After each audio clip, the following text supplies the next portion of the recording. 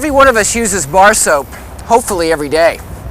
That's why it's a $1.6 billion industry in the United States. When one thinks of soap, one thinks of one company, Procter & Gamble. When one thinks of Procter & Gamble, one thinks of one soap, Ivory.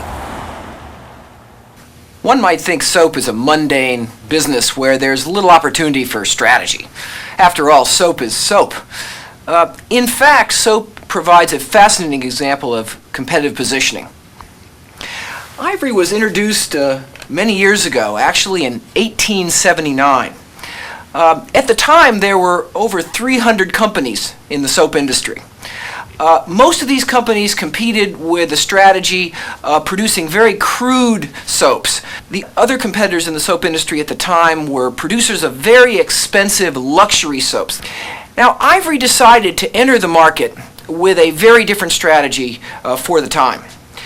The basic Ivory strategy was to introduce a pure, mild bar of soap without the harsh ingredients and alkalis that were characteristic of the other soaps of the time.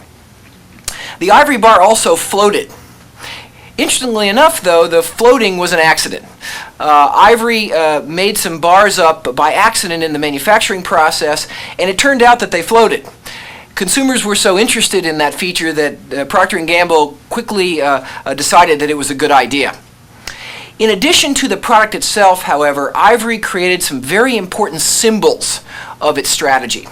The first was whiteness. At the time, most soaps were brown in color, various shades of brown. Ivory instead became the white soap. Ivory was the first heavily advertised soap, in fact, one of the first heavily advertised brands in the United States of any kind. In addition to the advertising, though, was the advertising message. Harley Procter had a very interesting idea. He had the problem of communicating purity, and there was no well-established standards for purity in the consumer's mind. So Harley Procter designed his own measure of purity, which led to the famous slogan 99 and 44 100% pure. This became the slogan that personified the Ivory brand. Once Harley Procter had created this measure of purity, he aggressively used comparison ads with other soaps. In fact, tables appeared in magazines which compared Ivory to other brands. Later on, he started very early to use endorsements. He had chemists and physicians certify to the purity of the Ivory brand. The final early innovation in Procter & Gamble advertising was the use of the image of the baby. The baby became one of the early symbols of Ivory. Mild, if it's mild enough for the baby, it's got to be mild enough for you. The results of the Ivory strategy were astounding. Ivory became the differentiated soap in the United States. It commanded a premium price. And it also commanded a leading share of the soap market, dominating all other competitors. Ivory pursued its differentiation strategy up through the 1940s and 1950s. But important changes in the industry in the 1950s and 1960s were threatening and challenging the traditional Ivory strategy. The first was Dial. Dial was the first of the so-called deodorant bars. In addition to basic cleaning, it offered a deodorizing feature as well. A number of other deodorant bars followed. The second major development was Dove. Dove was specially formulated to take good care of the skin, so-called beauty bar. Dove was introduced in 1956, and again, others followed.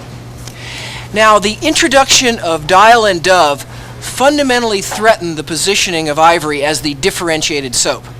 These new products had features that Ivory didn't have. Now, Procter & Gamble had a choice at this stage. It could have added these new features, one or both of them, to Ivory, but it chose not to. Instead, Procter & Gamble decided to strategically reposition Ivory. Now, the basic Ivory bar remained the same. It's white, it floats, it's 99, 44, 100% pure. But Ivory moved from being the differentiated soap to being the good basic soap that represents a good value. It moved from being the differentiator to being the cost leader in the soap industry. And in the process, Ivory was able to maintain its leading market position. Now, what is the new Ivory strategy? Well, let's start with the bar. The Ivory strategy is to have a simple, basic, no-frills soap. No unnecessary ingredients, no scents, no perfumes. Now, how about the packaging? Well, as you can see here, the Ivory package aims for simplicity. There's no expensive papers, no shiny paper, no garish colors.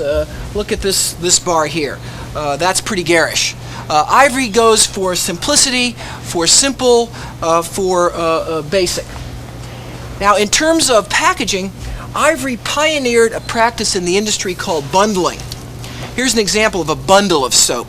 There are 6 bars here sold together. And what this did was go from having a bunch of bars sitting in the bin in a disarray to a neat kind of package. And the idea here was that Ivory could be used by the whole family, so you should buy it in quantity. The user for Ivory is a remarkably diverse consumer base. There is no meaningful demographic skew on Ivory, as you might expect with a brand of that kind of market share and broad usage. It is well developed amongst females, adult males, children and infants, for many, many purposes, ranging from face to hands, bath, shower. And that is really one of the things that makes Ivory unique. When we sit down with consumers, we'll give them an array of 30 or 40 available brands and ask them to cluster them as they see the brands clustering. Ivory always sits out by itself, and that's one of the things that distinguishes it, is its really all-purpose versatility. Ivory's pricing changed to reflect its fundamental shift in strategy. Instead of pricing at a premium, Ivory set its prices lower than its major differentiated competitors. The final aspect of Ivory's strategy was advertising, and Ivory advertising again stressed this theme of simplicity, a basic soap for the whole family, nothing more, nothing less.